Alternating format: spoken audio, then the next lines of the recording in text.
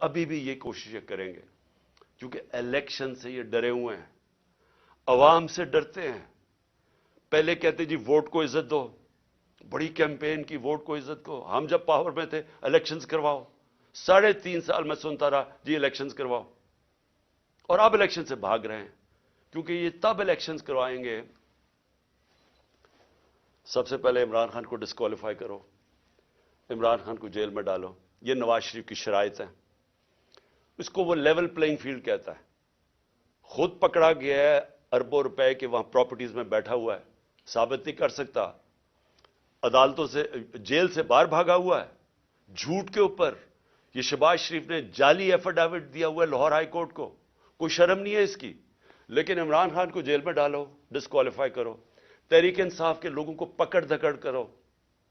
شرمناک رول ہے اس ملک کی الیکشن کمیشن کا۔